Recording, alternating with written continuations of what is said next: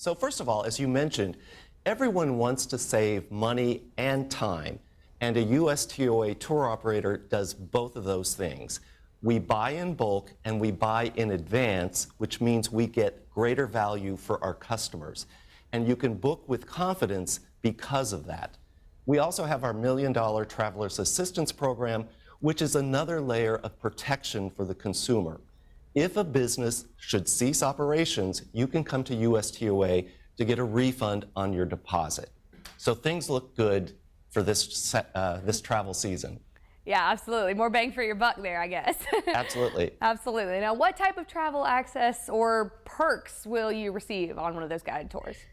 We take pride in going off the beaten path, and we have exclusive access. If we look at Turkey, formerly known as Turkey, and their partnership with Colette, everyone wants to go to Ephesus. So what Colette and Turkey have done, our travelers will have access to an archaeologist who has worked there potentially 40 years, and that archaeologist will provide special insight and knowledge about Ephesus. So that certainly is a great benefit. And then if you go to Dalian, Colette will put you on a boat to get there, and you learn about the endangered sea turtles and what our role is in protecting them for future generations. Oh, that's awesome to have that type of insight there right at your fingertips, especially when you're traveling like that. Absolutely. So can you share some misconceptions about taking a group tour? Because I'm sure there's a few.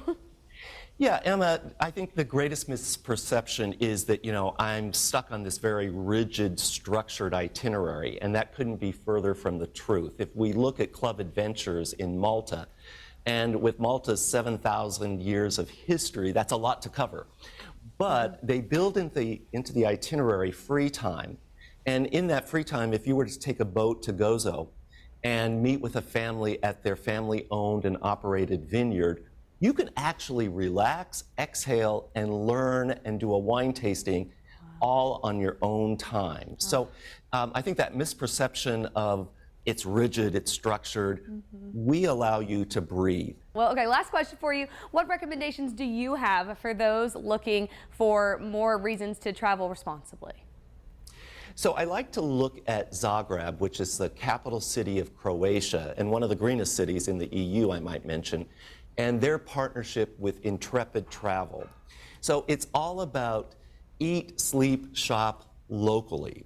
We want to support family businesses. And the best way to demonstrate that is through food. And so the shrukli, which is a dough filled with fresh cheese, is amazing and unforgettable. And the place you go is La Shruk for the shrukli.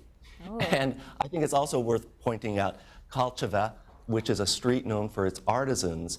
They bring that to life through storytelling from the artisans and historians. And so we can have the greatest influence and impact by supporting local businesses, which is a sustainable way to travel.